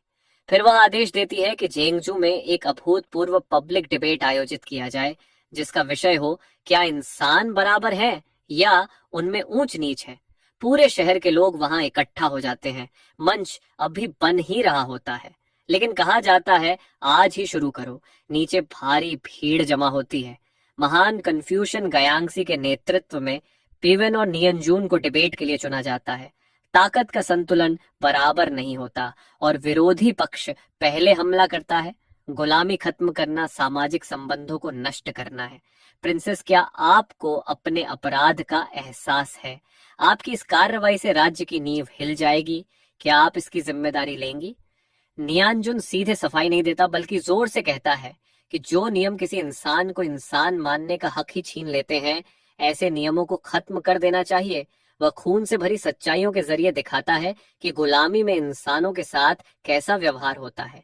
यह सुनकर गुस्से में गयांगजी खुद मंच पर आता है और पूछता है, अगर गुलामी खत्म हो गई तो ये अनपढ़ और बिना कौशल वाले लोग कैसे झेंगे? वे तो अपराधी बन जाएंगे। क्या यही दुनिया प्रिंसेस चाहती है? तब न्यानजुन मंच पर पहले आजाद किए गए घोड़े संभालने वाले गुलाम जांग टियनू और घरेलू गुलाम क्वाई को बुलाता है, जो अब एक टेक्सटाइल वर्कशॉप और पेंटिंग वर्क के प्रमुख बन चुके हैं। वह सबको दिखाता है कि ये लोग अपने हाथों से संपत्ति बना रहे हैं, उन्हें आजादी दी गई, फैक्ट्रीज बनाई गई और एकेडमीज के जरिए उन्हें काम सिखाया गया, जिससे वे अपनी इज्जत खुद कमा रहे हैं। वे अपने हाथों से दौलत बना रहे हैं, अपनी इज्जत कमा रहे हैं। यही मेरा राज्य है। यह देखकर गयंगसी की सोच पूरी तरह टूट जाती है। जिन सिद्धांतों पर उसे गर्व था, वे सच के सामने बिखर जाते हैं और वह खून उगलकर वहीं मर जाता है। इस तरह यह डिबेट एक दुखद लेकिन ऐतिहासिक अंत तक पहुंचता है और नियांजंगिन की नीतियां पहले से भी ज्यादा ताकत के साथ लागू होती हैं। एक नया गिंगन आकार लेने लगता है, लेकिन तभी अचानक पश्चिम का चो सेना भेजकर काओमा के पीछे स्थित महत्वपूर्ण शहर हंजोंग पर हमला कर देता है और पूरी दुनिया का संतुलन एक ही रात में बदल जाता है। काओमा का दूत मदद मांगने आता है और न्यानजुन एक कठिन फैसले के सामने खड़ा होता है। पूरी रात गहराई से सोचने के बाद वह एक ऐसा फैसला लेता है जो सभी को चौंका देता है। न काओमा की मदद करेगा, न चाओ पर सीधा हमला करेगा, बल्कि नागनन पर कब्जा करेगा, ताकि कू और लियो के बीच दरार डालकर दुनिया के इस बड़े खेल में फिर से पहल अपने हाथ में ले सके। नियोंजुन की मास्टर स्ट्रोक चाल ने उसे जोनन में सिमटे हुए एक छोटे से लॉर्ड से उठाकर ऐसी चौथी ताकत बना दिया जो सीधे एम्पायर के लिए टक्कर दे सकती थी। हानजोंग की दीवारों के नीचे काओमा ने एक चालाक डिसइंफॉर्मेशन प्लान चलाया, जिसमें नियांजो और चाओ के जंग के बीच एक फेक सीक्रेट लेटर बनाकर उसकी कॉपी ल्यूसंग को भेज दी गई और उसका सिर भी साथ भेजा गया। शक में डूबे लेसग ने इसे पक्का सबूत मान लिया और गुस्से से भर गया कि उसे धोखा दिया गया है। ये नियांजुन कैसे हिम्मत कर सकता है मेरे पीछे साजिश करने की? उसी समय नियांजुन वांड शहर की दीवार पर खड़ा होकर उस जगह को याद कर रहा था जहां से सब शुरू हुआ था, और पहली बार उसे खुद पर शक हुआ। उसने मुझसे पूछा, स्टोन, क्या मैं पहले जैसा अच्छा नहीं रहा? मैंने उसे जवाब दिया कि एक शासक को सिर्फ डर और सम्मान का पात्र होना चाहिए। इस जवाब ने उसकी राह को और पक्का कर दिया, लेकिन उसे और अकेला भी बना दिया। युद्ध पूरे 2 साल तक चला और मध्य के मैदान राख में बदल गए। नियंजुन ने पहली बार युद्ध की असहायता महसूस की और उसके दिल में गहरी थकान भर गई। उसने मुझसे पूछा, हम लड़ क्यों रहे हैं? मैंने कहा, युद्ध खत्म करने के लिए, और इसका एक ही रास्ता है, हर हाल में जीतना। उस दिन के बाद उसकी नजरें ठंडी और शांत हो गईं और उसने हर तरीका अपनाना शुरू कर दिया। हथियारों को भेजना, बांध तोड़कर दुश्मन की सेना को डुबो देना। उसने पेवेन के उस सुझाव को भी मंजूरी दे दी जिसमें कैदियों को सेना के लिए भोजन के रूप में इस्तेमाल करने की बात थी। उसके अंदर बची आखिरी नरमी भी खत्म हो गई और वह पूरी तरह एक निर्दयी शासक बन गई। जब तीनों ताकतें सिंहासन के लिए लड़ने को तैयार थीं, तब यह नियंजुन और लुअन के लिए एक सुनहरा मौका था। सभी जनरल तुरंत उत्तर की ओर हमला करने की सलाह दे रहे थे। क्यूइफान उत्साह में बोला, हमें अभी उत्तर की ओर बढ़ना चाहिए। लेकिन न्यानजो जून ने एक चौंकाने वाला फैसला लिया। पूरी सेना को पीछे हटने का आदेश दिया, नागनन को छोड़ दिया और मध्य के मैदानों को चारे की तरह इस्तेमाल करते हुए लुआन को गहराई में खींचने की योजना बनाई। उसने सभी को वह सीक्रेट लेटर दिखाया जो लियसान ने अपने बेटे को लिखा था, साम्राज्य पहले ही हमारे हाथ में है। इससे उसका असली इरादा उजागर हुआ और उसने पूरे मध्य क्षेत्र को बेट की तरह इस्तेमाल किया ताकि लुआन अपनी पूरी ताकत उत्तर में झोंक दे, जबकि वह खुद अपनी ताकत इकट्ठा करके अंतिम वार का इंतजार कर रहा था। उसकी यह धैर्य और दृढ़ता किसी साधारण शासक की नहीं, बल्कि एक सच्चे एम्परर की रणनीति थी। ल्यूसान इस जाल में फंस गया और खुद 3 लाख सैनिक लेकर उत्तर की ओर बढ़ गया। वहीं नियंजो ने अगले 1 साल में 3 बड़े काम किए। अपनी ताकत को बहाल किया। मेरे दिए ज्ञान के आधार पर उसने रिपीट क्रॉसबो का उन्नत संस्करण और बेहद खतरनाक ब्लैक पाउडर तैयार किया और पूर्वी समुद्र के पायरेट किंग सन शंकंग को अपनी तरफ मिलाने की योजना बनाई। नियांजुन ने घाट पर सन शंग का स्वागत किया, जो युद्ध के कपड़ों में था और कमर पर लंबी तलवार लिए हुए था। उसकी नजरों में चुनौती साफ दिख रही थी। लेकिन नियांजुन नाराज नहीं हुई और उसे अपने मिलिट्री कैंप का दौरा कराया, उसे रिपीट क्रॉसबो की ताकत दिखाई जो 100 कदम दूर तक सैनिकों को गिरा सकती थी। फिर उसने पूछा, आजमाना चाहोगे? सन शेंग ने हामी भरी और नियांजुन ने उसे सेलेस्टियल थंडर यानी बारूद की ताकत दिखाई। एक ही वार में एक पुराना जहाज 2 टुकड़ों में फट गया। यह देखकर सन शेंग और उसके पायरेट्स दंग रह गए। इस ताकत से प्रभावित होकर सन शेंगंग ने अलायंस मान लिया, लेकिन एक शर्त रखी कि उसे बराबरी का दर्जा मिलेगा। मैं सन शंगांग किसी की अधीन नहीं हूं। नियांजुन ने तुरंत यह शर्त मान ली। ठीक है, अब हम बहने हैं। और उसे अपना पर्सनल सील देकर पूरी नेवल फोर्सेस और मैरीटाइम ट्रेड की कमान सौंप दी। इस भरोसे ने सन शंगांग को पूरी तरह जीत लिया और उसने वादा किया कि 3 महीने में यांगत्से नदी को साफ कर देगी। वह नियांजुन की सबसे ताकतवर सहयोगी बन गई। अगले 1 साल में नियांजुन ने तेजी से अपनी ताकत बढ़ाई, जबकि उत्तर में युस अपनी ब्रूटल नीति के कारण जनता के विरोध में फंस गया। गो फैंगशाओ ने उत्तर की जमीन के प्रति वफादारी चुनते हुए लियसने को धोखा दिया और नियांजुन को पूरी सेना की तैनाती का नक्शा दे दिया। मैं अपनी सारी विद्या आपकी सेवा में अर्पित करता हूँ, मुझे अपना जनरल बनाइए। समय सही समझकर नियांजुन ने पूर्ण आक्रमण का आदेश दे दिया।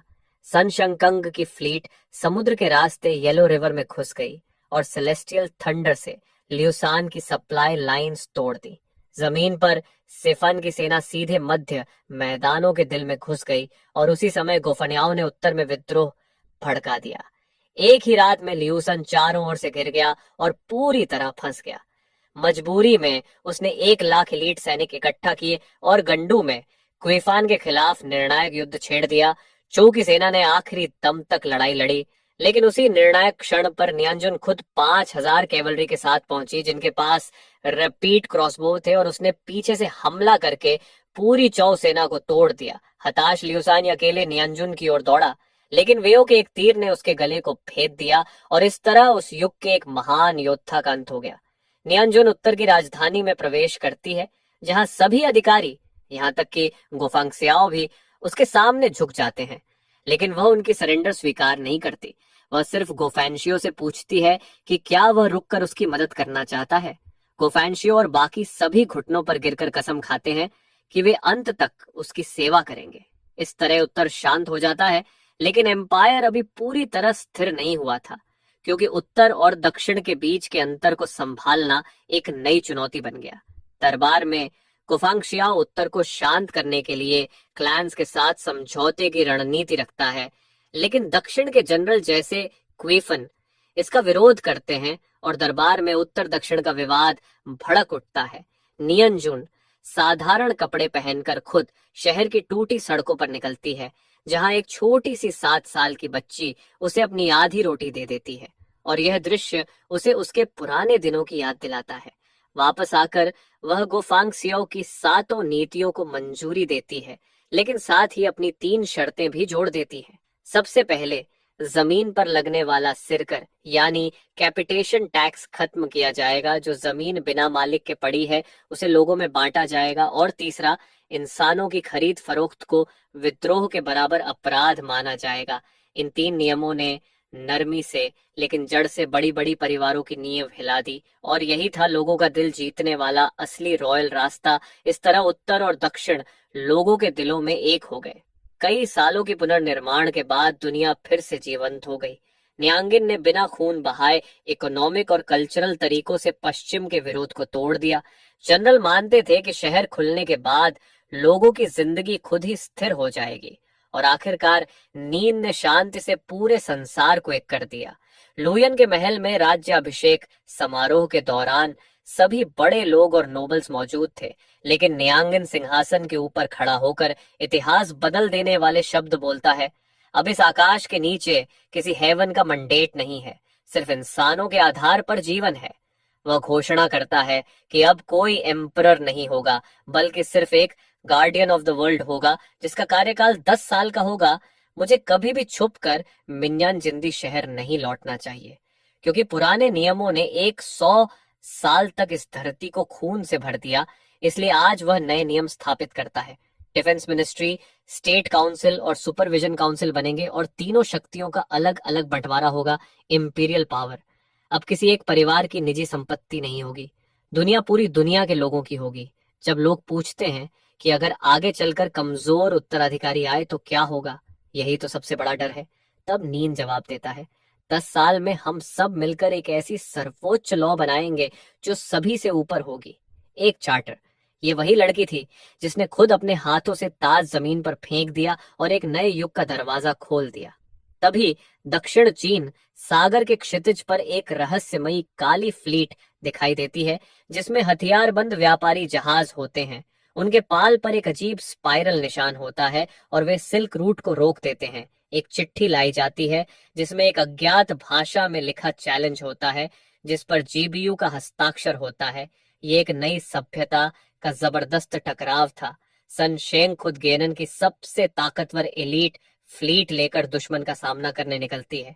ये पागल समुद्री लोग जो मौत से नहीं डरते, मैं तुम्हें हफ्तों में तुम्हारे जहाज उड़ाकर वापस भेज दूंगी। लेकिन कुछ हफ्तों बाद खबर आती है जो अशुभ संकेत देती है।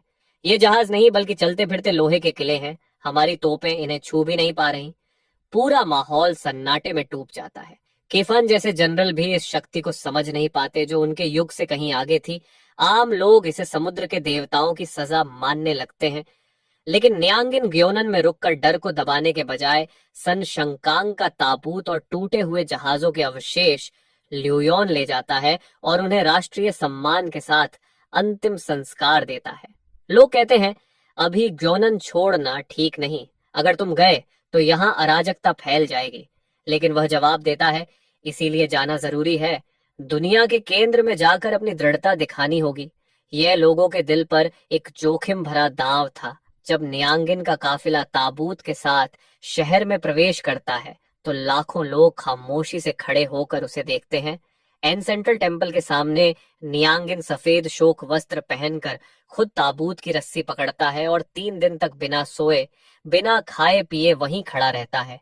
इस सरल लेकिन प्रभावशाली तरीके से वह अपनी पीड़ा और पीछे न हटने की जिद सबको दिखाता है।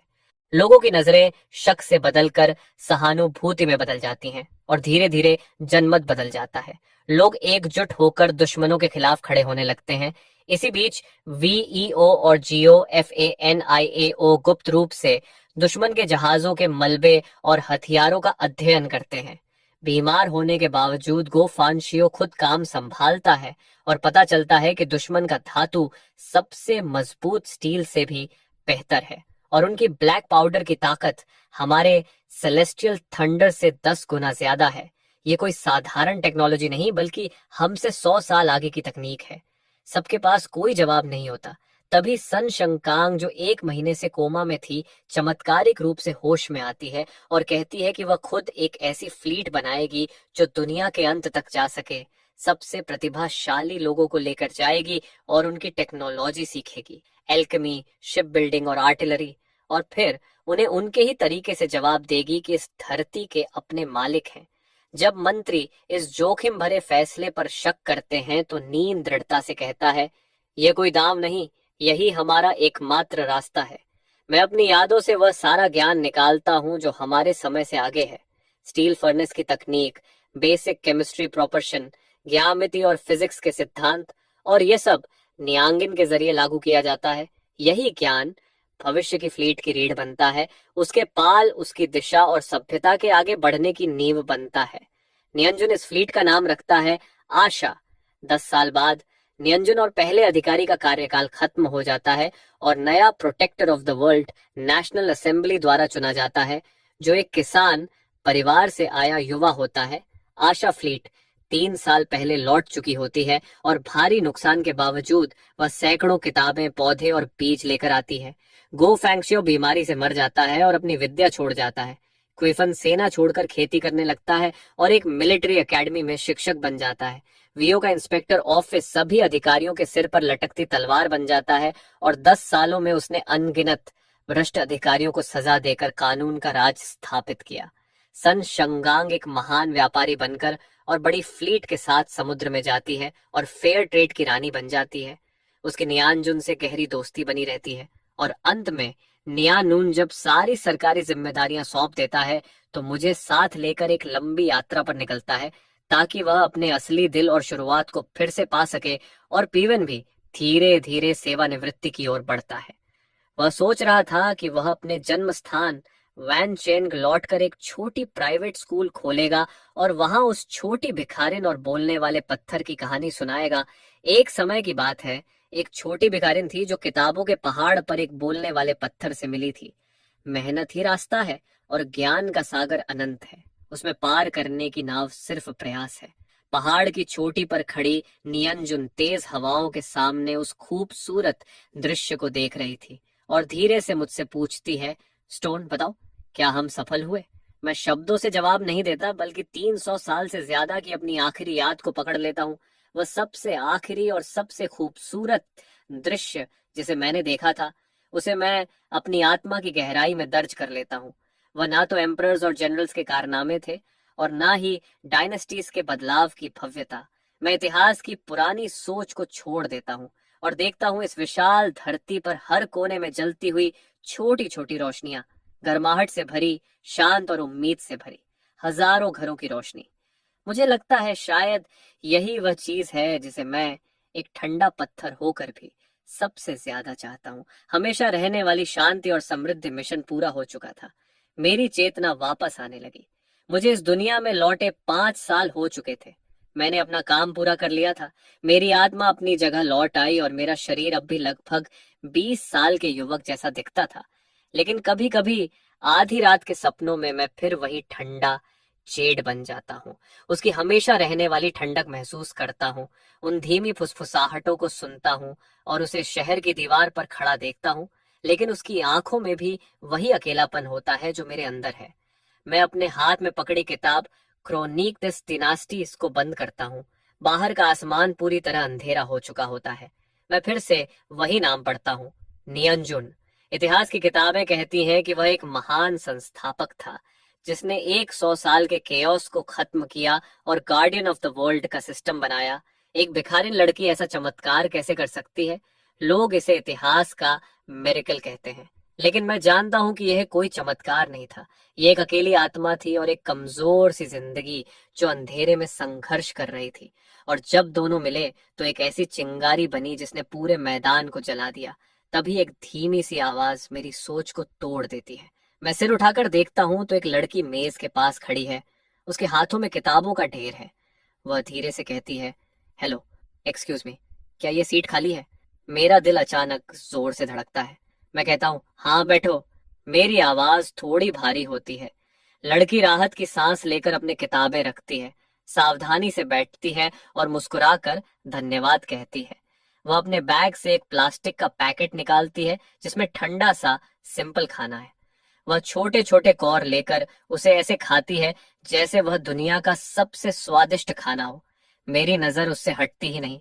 तभी उसका पेट आवाज करता है। वह शर्म से रुक जाती है और धीरे से कहती है, सॉरी, आज काम ज्यादा हो गया, बस यही आखिरी सस्ता खाना ले पाई।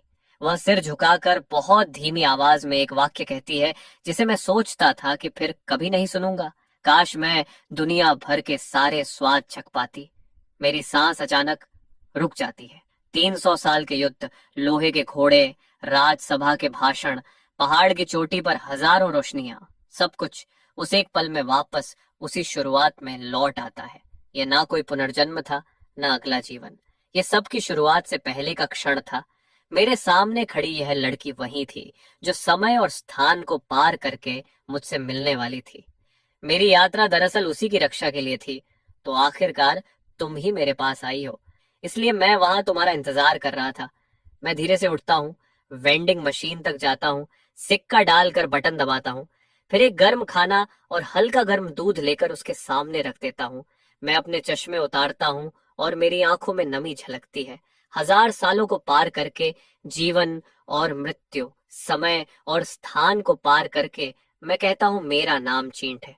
अब दुनिया की हर रोटी तुम्हें पेट भरने के लिए मिलेगी। लड़की स्तब्ध होकर मुझे देखती रहती है। उसके लिए मैं अजनबी भी हूँ और अजीब तरह से जाना पहचाना भी। मेरी आंखों में उसे एक गहरी नरमी और उदासी दिखती है जिसे वह समझ नहीं पाती। उसका दिल बिना वजह तेज धड़कता है। वह अनजाने में अपने गले में बंधी लाल डोरी को छूती है, जिसके अंत में एक छोटा सा साधारण सा पत्थर लटक रहा होता है, जिसे उसने बचपन में नदी किनारे से उठाया था और तब से संभाल कर रखा है। बाहर त्योहार की रोशनियां जल उठती हैं और हजारों घरों की लाइटें चमकने लगती हैं।